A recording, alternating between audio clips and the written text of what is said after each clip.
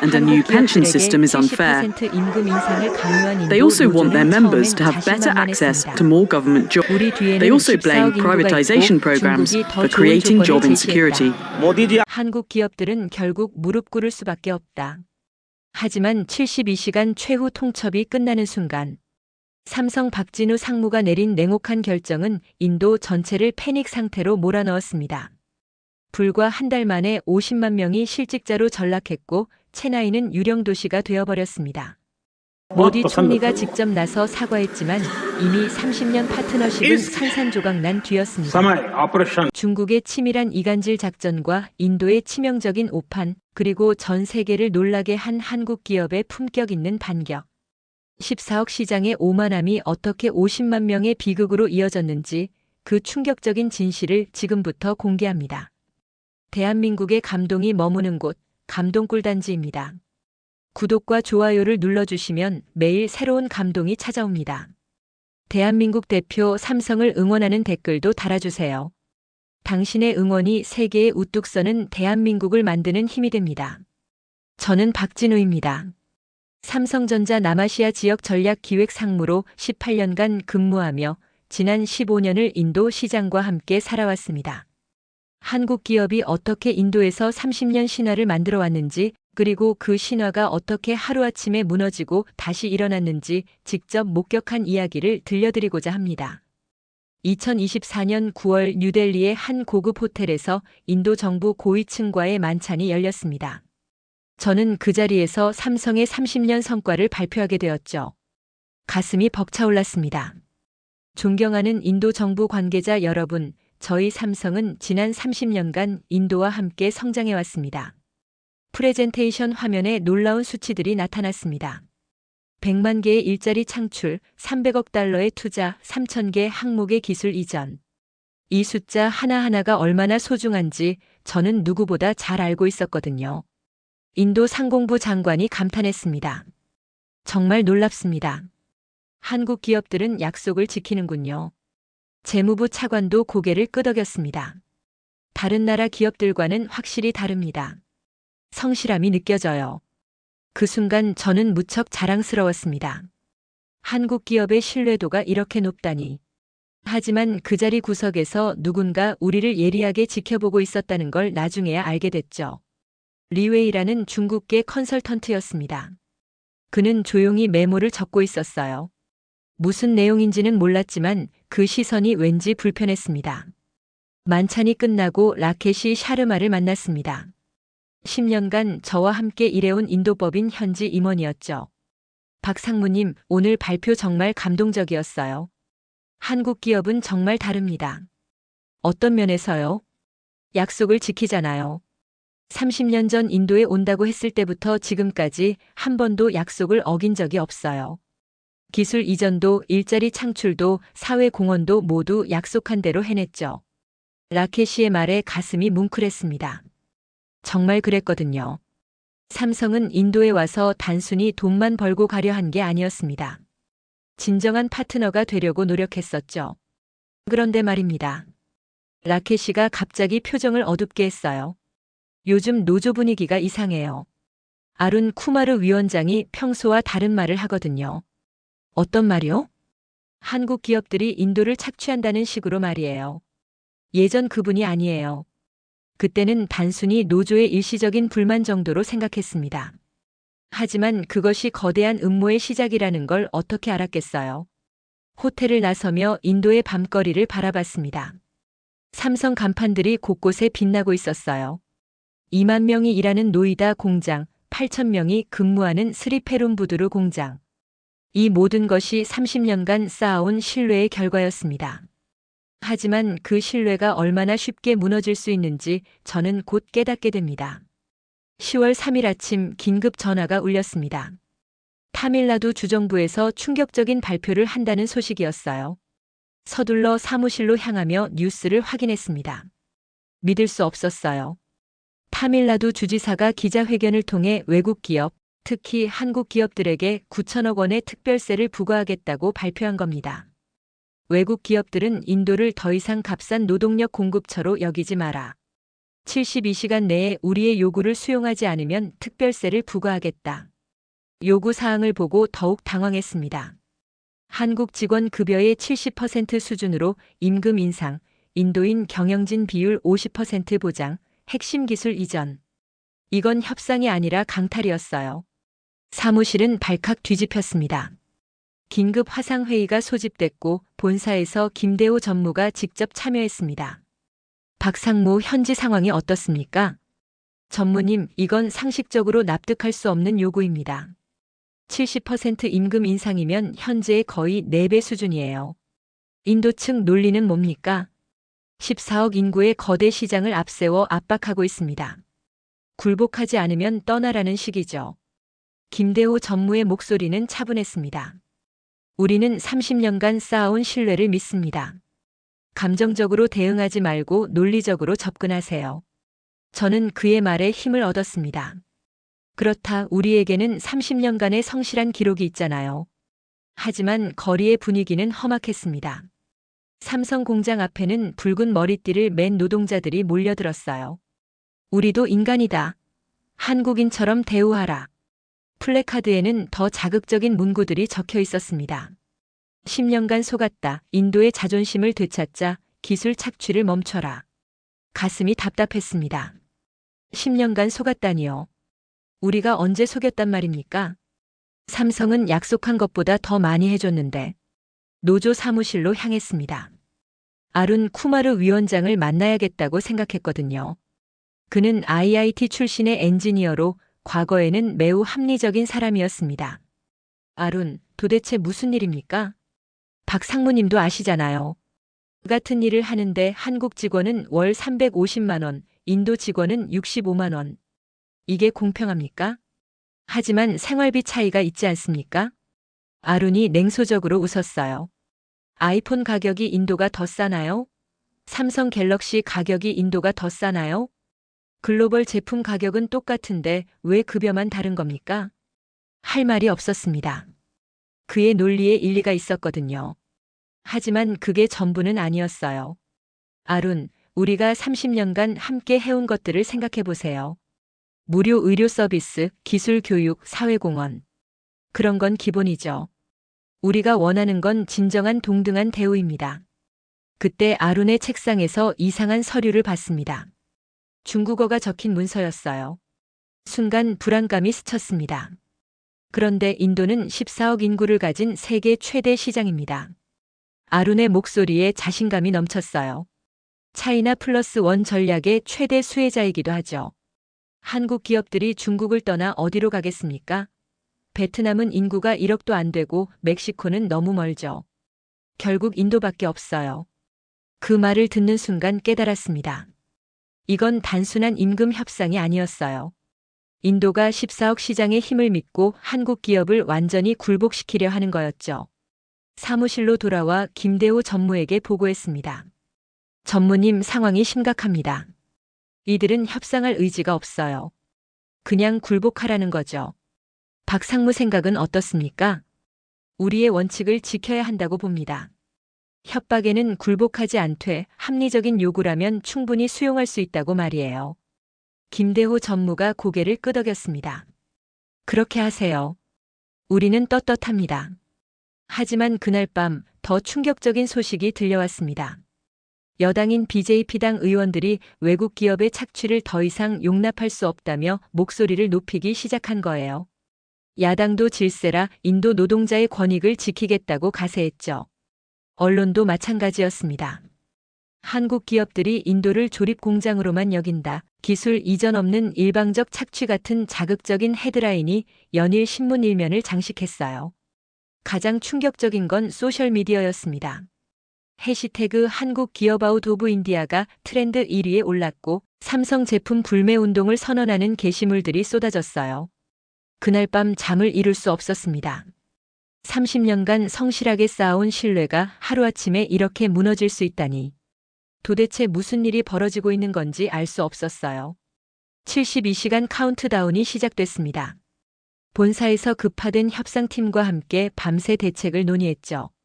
저는 이번 상황이 단순한 노사 분쟁이 아니라는 확신이 들었습니다.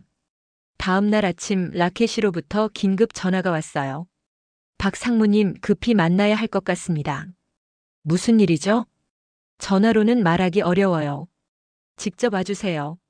라켓이를 만난 곳은 델리 외곽의 조용한 카페였습니다. 그의 표정이 심각했어요. 상무님, 뭔가 이상합니다.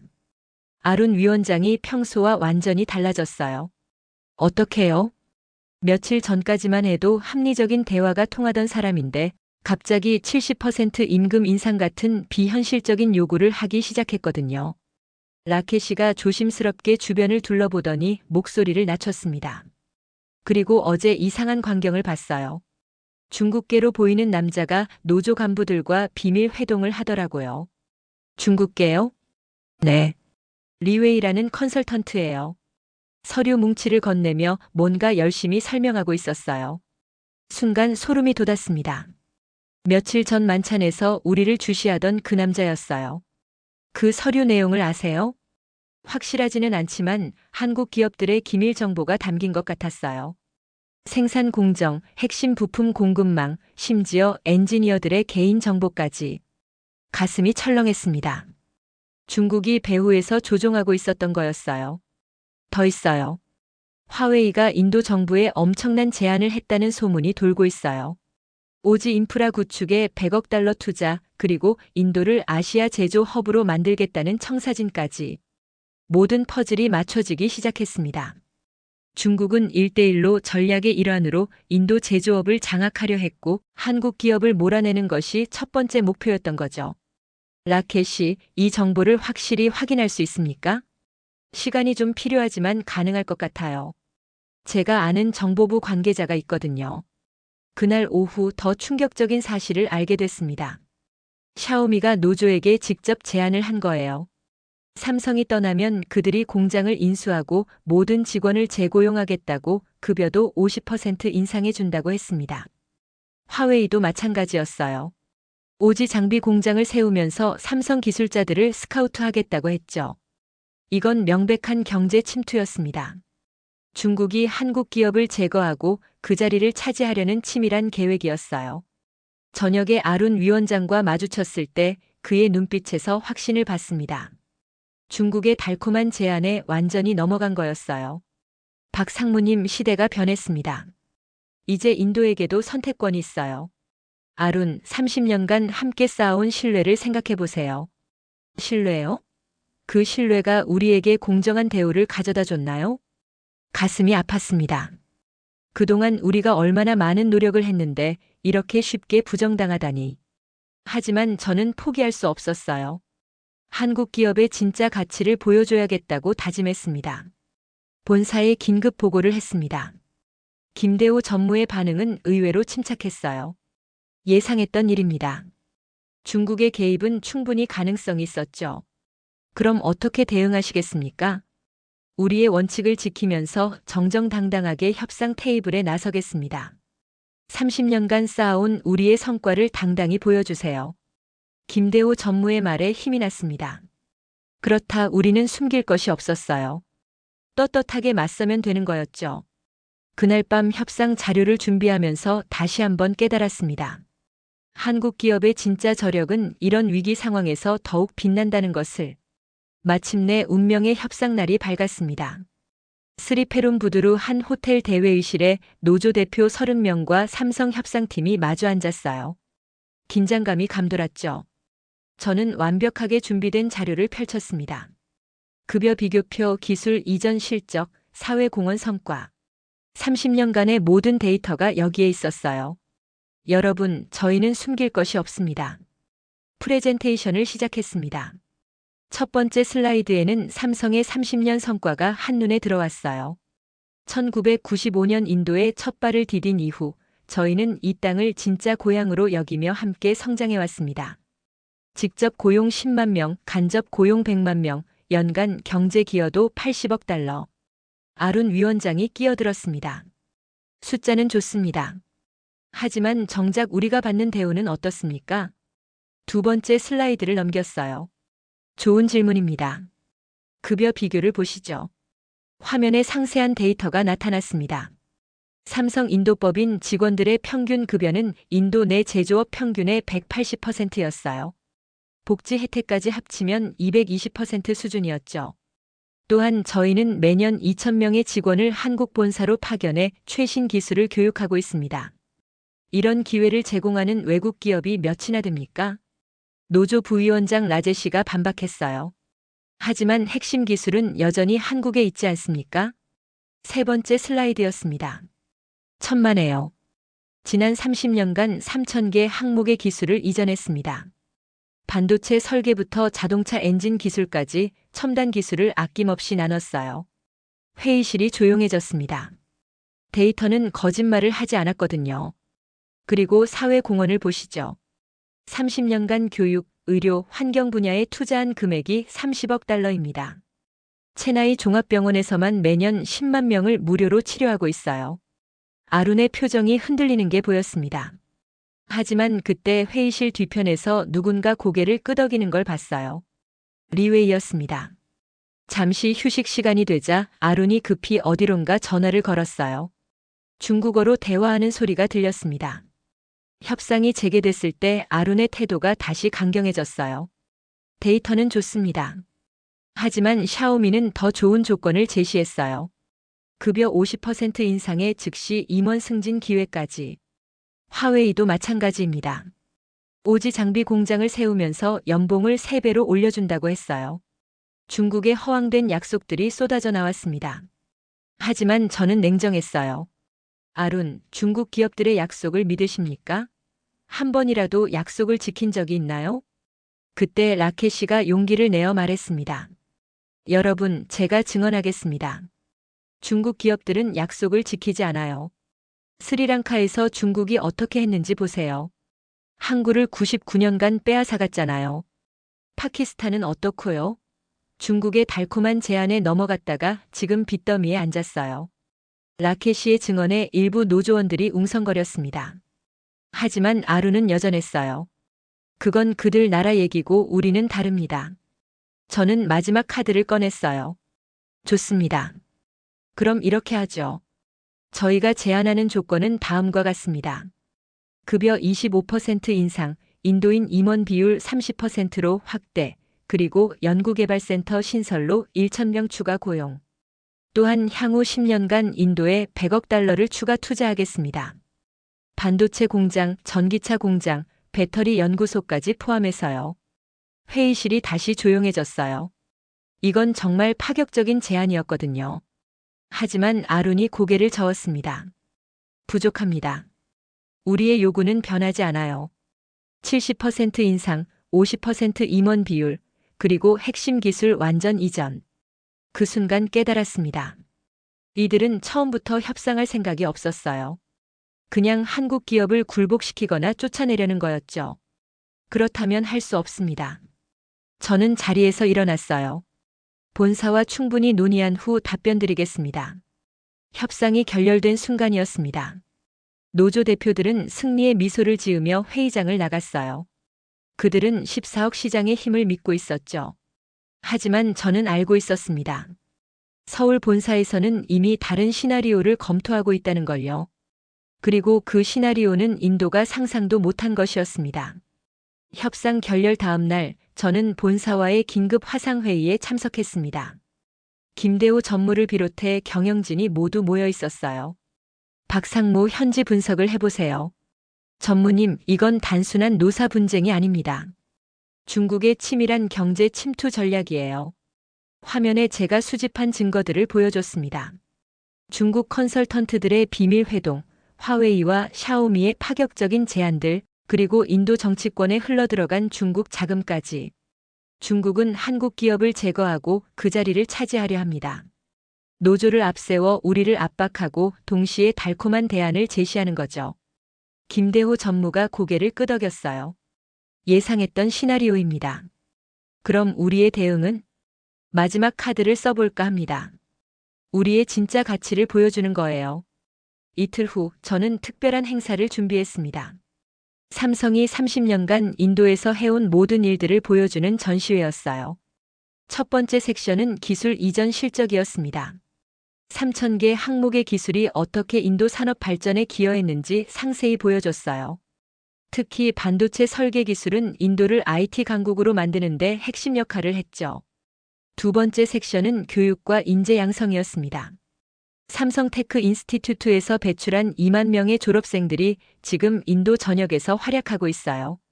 이들 중 상당수가 창업해서 1,000개 이상의 스타트업을 만들어냈습니다. 세 번째는 사회공헌이었어요. 체나이 종합병원의 무료 진료 기록, 오지 마을 이동 진료소 운영, 환경보호 프로젝트까지 숫자로는 표현할 수 없는 가치들이었죠. 아룬 위원장도 전시회에 왔습니다. 그의 표정이 복잡해 보였어요. 아룬, 이 모든 게 30년간 우리가 함께 만들어 온 것들입니다. 알고 있어요. 하지만 이제는 더 많은 것을 원해요. 더 많은 것이요? 진정한 동등한 파트너십 말이에요. 한국 본사와 똑같은 대우, 똑같은 권한. 저는 깊게 한숨을 쉬었습니다. 아룬, 파트너십은 하루아침에 만들어지는 게 아니에요. 서로에 대한 신뢰와 존중이 바탕이 되어야 하죠. 그래서 말인데요. 아룬이 갑자기 목소리를 낮췄어요. 사실 저도 고민이 많아요. 중국 쪽에서 제시한 조건들이 너무 좋아서. 그 순간 리웨이가 나타났습니다. 마치 우리 대화를 엿듣고 있었던 것처럼요. 아룬 씨, 약속한 시간이에요. 아룬이 당황한 표정을 지었습니다. 아, 네. 박 상무님, 다음에 또 얘기하죠. 리웨이가 아룬을 데려가는 모습을 보며 불안감이 커졌어요. 중국의 달콤한 유혹이 점점 더 강해지고 있었거든요. 그날 저녁 라켓시로부터 충격적인 정보를 들었습니다. 상무님, 큰일 났어요. 화웨이가 핵심 기술자들에게 은밀한 스카우트 제의를 하고 있어요. 어떤 조건으로요? 연봉 3배, 자녀 교육비 전액 지원, 심지어 중국 영주권까지 제시하고 있어요. 이미 몇몇 엔지니어들이 이직을 결정했다는 소식도 들렸어요. 10년간 삼성에서 쌓은 기술과 노하우를 고스란히 중국 기업에 넘기는 셈이었죠. 더 큰 문제는 인도 언론이 이런 사실을 전혀 보도하지 않는다는 거였어요. 오히려 중국 기업을 구원자처럼 묘사하고 있었죠. 중국은 진정한 기술 이전을 약속했다. 인도를 세계의 공장으로 만들겠다는 비전을 제시했다. 이런 기사들이 연일 일면을 장식했습니다. 하지만 저는 진실을 알고 있었어요. 중국 기업들의 실체를 말이죠. 마지막 협상 자리에서 저는 모든 것을 걸었습니다. 여러분, 마지막으로 한 가지만 말씀드리겠습니다. 선택의 기로에 서 있는 것은 저희가 아니라 여러분입니다. 한국 기업은 30년간 약속을 지켜왔어요. 반면 중국 기업들의 약속은 어떻습니까? 스리랑카 한반토타 항구, 파키스탄 과다르 항구를 보세요. 달콤한 약속으로 시작했지만 결국 빚에 덫에 걸려 99년간 빼앗겼잖아요. 아룬이 반박했습니다. 그건 그들의 잘못이에요. 우리는 다르죠. 정말 그럴까요? 중국의 1대1로는 경제 협력이 아니라 경제 지배입니다. 처음에는 달콤한 조건을 제시하지만 일단 자리를 잡으면 태도가 180도 바뀌어요. 하지만 당장 우리에게는 더 좋은 조건 아닙니까? 저는 마지막 슬라이드를 보여줬어요. 삼성이 계획했던 미래 프로젝트들이었습니다. 저희는 인도와 함께 더 큰 미래를 그리고 있었어요. 5조 원 규모의 반도체 공장, 전기차 연구개발센터, 배터리 공장까지. 이 모든 것이 인도를 진짜 제조업 강국으로 만들 프로젝트였습니다. 하지만 신뢰가 무너진 상태에서는 이런 장기 투자가 불가능해요. 오늘 70%를 요구하면 내일은 100%를 요구할 테니까요. 회의실이 조용해졌습니다. 일부 노조원들의 표정이 흔들리는 게 보였어요. 하지만 아룬은 여전했습니다. 그럼 어쩌시겠다는 겁니까? 신뢰가 깨진 곳에서는 미래를 계획할 수 없습니다. 제 목소리는 차분했지만 단호했어요. 본사와 최종 논의 후 답변드리겠습니다. 그날 밤 김대호 전무와의 마지막 통화에서 결정이 내려졌습니다. 박 상무 30년간 쌓아온 관계를 하루아침에 부정하는 곳에서 더 이상 미래를 그릴 수 없습니다. 짧지만 강력한 메시지였어요. 삼성의 최종 결정이었죠. 10월 15일 뉴델리에서 열린 비즈니스 포럼에서 모디 총리가 직접 나섰습니다. 전 세계 언론이 주목하는 가운데 그는 폭탄 선언을 했어요. 메이크 인 인디아 2.0을 선언합니다. 인도는 더 이상 조립 공장이 아닙니다. 우리는 설계하고 개발하고 생산하는 진정한 제조 강국이 될 것입니다. 구체적인 정책들이 발표됐어요. 외국 기업의 현지화 비율 70% 의무화, 핵심 기술 이전 없으면 사업허가 취소, 인도인 경영진 비율 최소 50% 보장. 사실상 한국 기업들을 겨냥한 규제였죠. 외국 기업들이 인도를 존중하지 않는다면 우리도 그들을 필요로 하지 않습니다. 14억 인구의 거대한 내수 시장은 우리의 무기입니다. 연설이 끝나자 인도 기업인들은 기립박수를 쳤어요. 하지만 외국 기업 대표들의 얼굴은 창백했죠. 저는 그 자리에서 모디 총리의 진위를 파악했습니다. 이건 단순한 정책 발표가 아니었어요. 한국을 비롯한 선진국 기업들에 대한 선전포고였죠. 긴급 회의가 소집됐습니다. 삼성 인도법인 전 임원이 모였어요. 70% 현지화는 불가능합니다. 생산 담당 임원이 말했어요. 핵심 부품은 한국과 베트남에서 수입하는데 인도에서 만들려면 최소 5년은 걸려요. 그보다 더 큰 문제는 기술 이전이에요. 연구개발 책임자가 덧붙였죠. 디스플레이나 반도체 기술을 넘기라는 건 회사의 미래를 포기하라는 겁니다. 저는 본사와의 화상회의를 요청했습니다. 서울 상황실에는 경영진이 모두 모여 있었어요. 인도 정부가 진심인가요? 본사 부사장이 물었어요. 완전히 진심입니다. 모디 총리가 직접 나섰으니 번복은 없을 겁니다. 그때 회장의 목소리가 들렸습니다. 화면에는 나오지 않았지만 그의 한마디가 모든 걸 결정했어요. 신뢰가 깨진 곳에서는 사업할 수 없다. 30년간 쌓아온 관계를 하루아침에 부정하는 곳에서 더 이상 미래를 그릴 수 없다는 뜻이었죠. LG와 현대도 비슷한 결론에 도달했습니다. 저는 각 회사 고위 관계자들과 비공식 회동을 가졌는데 모두 같은 생각이었어요. 인도가 우리를 내치려 한다면 우리도 대안을 찾아야죠. LG 인도법인 전무의 말이었습니다. 현대자동차는 더 직설적이었어요. 체나이 공장에 20억 달러 추가 투자 계획이 있었는데 전면 재검토하겠습니다. 인도 정부는 한국 기업들이 결국 굴복할 거라고 믿었어요. 14억 시장을 포기할 수 없을 거라는 계산이었죠. 하지만 그들은 몰랐습니다. 한국 기업들이 이미 플랜 B를 준비하고 있다는 걸요. 베트남, 인도네시아, 멕시코 정부와 비밀 협상이 진행 중이었거든요. 특히 베트남 정부는 파격적인 조건을 제시했어요. 50년 무상 토지 임대, 10년간 법인세 면제, 전력과 용수 무료 공급. 사실상 모든 걸 다 주겠다는 제안이었죠. 베트남은 인도와 다릅니다. 한번 약속하면 끝까지 지킵니다. 베트남 총리가 직접 한국 기업 대표들에게 한 말이었어요. 멕시코도 적극적이었습니다. 미국 시장과 가까운 지리적 이점을 내세우며 한국 기업 전용 산업단지를 조성하겠다고 했죠. 이런 뒷면 협상이 진행되는 동안 인도에서는 승리의 분위기가 이어졌어요. 노조는 파업을 계속했고 언론은 굴복할 때까지 압박하자는 논조를 이어갔습니다. 하지만 10월 25일 모든 게 뒤바뀝니다. 그날 아침 저는 마지막 결단을 내렸어요. 30년 인도 파트너들에게 진심을 담아 고별 인사를 해야겠다고요. 라켓 씨를 따로 만났습니다. 라켓 씨, 10년간 함께해서 고마웠어요. 상무님 설마. 우리는 떠납니다. 신뢰 없는 곳에서는 더 이상 미래를 그릴 수 없어요. 라켓 씨의 눈이 촉촉해졌어요. 정말 후회스럽습니다. 이런 식으로 끝날 줄은 몰랐어요. 당신은 진정한 파트너였어요. 언젠가 다시 만날 날이 있기를 바랍니다. 그날 오후 한국 기업들이 동시에 기자회견을 열었습니다. 그리고 우리가 발표한 내용은 인도 전체를 충격에 빠뜨렸죠. 뉴델리 오베로이 호텔 오전 10시 정각.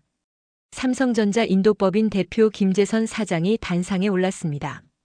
300명이 넘는 기자들이 숨죽이고 지켜봤어요. 무거운 침묵이 흘렀죠. 먼저 지난 30년간 삼성을 사랑해 주신 인도 국민들께 감사드립니다. 시작부터 불길한 느낌이었어요. 감사라는 단어가 작별 인사처럼 들렸거든요. 삼성은 1995년 인도에 첫 발을 디딘 이후 이 땅을 제2의 고향으로 여기며 함께 성장해왔습니다. 노이다와 스리페룸부두루 공장에서 10만 명이 넘는 인도인들과 함께 일하며 연간 80억 달러 이상을 인도 경제에 기여해 왔습니다. 김 사장이 잠시 멈추고 물을 한 모금 마셨어요. 기자들의 긴장감이 극에 달했죠. 하지만 최근 상황은 우리에게 매우 실망스럽습니다. 상호 신뢰와 존중이라는 비즈니스의 기본 원칙이 무너졌습니다. 여기까지는 예상된 내용이었어요. 하지만 다음 발표가 폭탄이었죠. 따라서 삼성전자는 노이다 스마트폰 공장의 단계적 생산 축소를 결정했습니다. 향후 6개월에 걸쳐 생산 라인을 베트남과 인도네시아로 이전할 예정입니다. 회장에서 탄성이 터져 나왔어요. 몇몇 인도 기자들은 벌떡 일어섰죠. 잠깐, 그럼 2만 명의 직원들은 어떻게 되는 겁니까? 한 기자가 소리쳤어요. 희망퇴직을 신청하는 직원들에게는 충분한 보상금을 지급할 것입니다. 또한 재취업 교육 프로그램도 제공하겠습니다. 하지만 진짜 충격은 다음이었어요. 그리고 당초 계획했던 5조 원 규모의 반도체 공장 건설 계획을 전면 백지화합니다. 이 투자는 베트남 하노이 인근으로 변경될 예정입니다. 5조 원, 인도 돈으로 3,500억 루피에 달하는 어마어마한 규모였어요. 이 공장이 들어서면 직간접 고용만 20만 명, 인도를 반도체 생산 허브로 만들 수 있는 프로젝트였죠. 왜 이런 극단적인 결정을 내리신 겁니까? 한 기자가 물었어요. 김 사장의 대답은 차가웠습니다. 신뢰가 깨진 곳에서는 미래를 계획할 수 없습니다. 저는 그 현장에 있었어요. 30년 파트너십의 종말을 지켜보는 기분이었죠. 가슴이 아팠지만 동시에 한국 기업의 품격을 느꼈습니다. 기자회견이 끝나자마자 연쇄 반응이 시작됐어요. 오후 2시 LG전자가 푸네 공장 생산 중단을 발표했습니다. 가전제품을 태국과 베트남으로 옮긴다는 내용이었죠. 8,000명이 일자리를 잃게 됐어요. 오후 4시 현대자동차 차례였습니다. 체나이 공장 신규 투자 중단과 전기차 생산 계획 철회. 특히 계획 중이던 배터리 연구소 설립이 취소된 게 뼈아팠죠. 하지만 가장 충격적인 건 연쇄 효과였어요. 삼성, LG, 현대와 거래하던 127개 한국 중소기업들이 동반 철수를 선언한 겁니다. 대기업이 떠나는데 우리만 남아서 뭘 하겠습니까? 자동차 부품업체 대표의 말이었어요. 인도 증시는 즉각 반응했습니다. 센섹스 지수가 4.7% 폭락했고 루피와 가치도 급락했어요. 외국인 투자자들이 인도 주식을 던지기 시작한 거죠. 저녁 뉴스는 난리가 났어요. 앵커들이 당황한 표정으로 속보를 전했습니다. 한국 기업들의 탈출이 시작됐다. 인도 제조업에 비상이 걸렸다. 그런데 정부와 노조의 첫 반응은 여전히 오만했어요. 한국 기업들이 블러핑을 하고 있다. 14억을 포기할 리 없다. 타밀나두 주지사의 성명이었죠. 노조 위원장 아룬도 비슷했어요. 겁주기 작전이다. 곧 돌아올 것이다. 하지만 그들은 착각하고 있었습니다. 한국 기업들의 결정은 번복할 수 없는 것이었어요. 일주일 후 첫 번째 컨테이너가 한국으로 떠났습니다. 삼성 노이다 공장의 핵심 설비들이었어요. 그제야 인도는 깨달았죠. 이게 진짜라는 걸요. 저는 믿을 수 없는 광경을 목격했습니다. 마치 도미노처럼 모든 게 무너지기 시작한 거예요. 스리페룸부두루 산업단지는 유령 도시가 되어갔습니다. 출퇴근 시간에도 도로가 텅 비었고 식당과 상점들이 하나둘 문을 닫았어요. 손님이 90% 줄었어요. 한국 기업 직원들이 주고객이었는데 한국 식당을 운영하던 굽타 씨는 결국 폐업을 결정했어요. 부동산 시장은 더 심각했습니다. 한국 주재원들이 살던 고급 아파트들이 일제히 매물로 나왔는데 사는 사람이 없었어요. 집값이 한 달 만에 30% 떨어졌습니다. 10년 만에 최악이에요. 부동산 중개인의 말이었죠. 10월 말 저는 충격적인 통계를 입수했어요. 한국 기업 철수로 인한 직간접 실업자가 벌써 40만 명을 넘어섰다는 거였죠. 11월 15일 체나이 청 앞에서 대규모 시위가 벌어졌습니다. 실직자 5만 명이 모여 정부의 대책을 요구한 거예요. 정부가 한국 기업 쫓아내더니 이제 우리는 어떻게 살라는 거냐? 시위대의 분노는 하늘을 찔렀어요. 일부는 폭력 시위로 번져 경찰과 충돌하기도 했죠. 그제야 노조가 무릎을 꿇었습니다. 11월 말 삼성 공장 정문 앞 천막농성 51제. 노조 위원장 아룬 쿠마르가 기자들 앞에 섰어요. 그의 얼굴은 초췌했고 자신감 넘치던 눈빛은 사라져 있었죠. 우리가 잘못했습니다. 14억 시장만 믿고 너무 나갔습니다. 삼성과 한국 기업들에게 공개 사과합니다. 그가 고개를 숙이자 뒤에 있던 노조원 수천 명이 일제히 무릎을 꿇었어요. 정말 충격적인 광경이었죠. 급여 인상 요구를 철회합니다. 예전 조건 그대로 일하겠습니다. 제발 돌아와 주세요. 아룬의 목소리는 떨리고 있었어요. 불과 2달 전 한국 기업 없어도 된다고 외치던 사람과는 완전히 달랐죠. 하지만 너무 늦었습니다. 노조의 항복에도 불구하고 한국 기업들의 반응은 차가웠어요. 삼성 인도법인은 짧은 성명만 발표했습니다. 신뢰 회복에는 시간이 필요하다. 당분간 현재 계획을 유지하겠다. 절망한 노동자들은 더 극단적인 행동에 나섰어요. 일부는 단식 투쟁에 들어갔고 심지어 분신을 시도하는 사람도 있었죠. 삼성이 돌아올 때까지 먹지 않겠다. 10년차 직원 무루가는 단식 7일째 쓰러져 병원에 실려갔어요.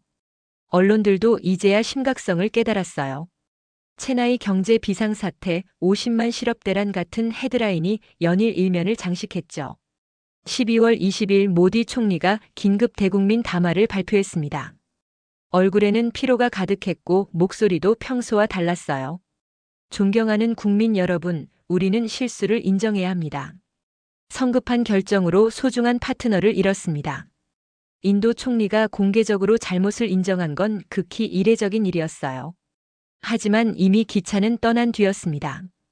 2025년 3월 저는 베트남 하노이에 있었습니다. 새로운 도전의 현장이었죠. 베트남 정부는 한국 기업들을 위해 정말 모든 걸 다 해줬어요. 50년 무상 토지 임대, 10년간 법인 세면제, 전력과 용수 무료 공급. 약속했던 모든 것을 지켰습니다. 베트남은 약속을 지키는 나라입니다. 한번 파트너가 되면 끝까지 함께 갑니다. 베트남 총리의 말이 정말 진심이었어요. 새로운 삼성 공장 기공식에 참석하며 감회가 새로웠습니다. 인도에서 계획했던 것보다 더 큰 규모의 반도체 공장이었어요. 직접 고용 1만 5천 명, 연간 생산 목표 150억 달러. 박 상무님, 베트남에서의 첫 소감이 어떠세요? 현지 기자가 물었어요. 30년간 인도에서 배운 교훈을 바탕으로 더 나은 파트너십을 만들어 가겠습니다. 정말 그랬어요. 인도에서의 쓰라린 경험이 오히려 우리를 더 강하게 만들었거든요. 멕시코에서도 놀라운 소식이 들려왔습니다. 현대자동차가 계획보다 2배 큰 규모의 전기차 공장을 짓기로 했다는 거예요. 미국 시장을 겨냥한 전략적 거점이 될 예정이었죠. 한국 기업의 기술력과 품질을 인정합니다. 멕시코 제조업의 새로운 역사를 만들어주세요. 멕시코 대통령의 환영사였어요. 한편 인도에서는 뒤늦은 후회가 계속됐습니다. 라케시가 저에게 편지를 보내왔어요. 박 상무님, 한국 기업은 진정한 파트너였습니다. 우리가 놓친 기회입니다. 중국 기업들의 실체를 이제야 깨달았어요. 그들은 약속을 지키지 않습니다. 실제로 중국 기업들의 민낯이 드러나기 시작했거든요. 샤오미가 제시한 급여는 삼성의 절반 수준이었고 화웨이는 보안 문제로 오지 사업에서 제외됐어요. 인도 정부도 총력전에 나섰습니다. 한국 기업 복귀를 위한 특별법 제정, 10년간 법인 세면제, 무상부지 제공까지 제안했어요. 하지만 한국 기업들의 반응은 냉담했습니다. 신뢰는 한번 깨지면 회복하기 어렵다는 게 공통된 입장이었죠.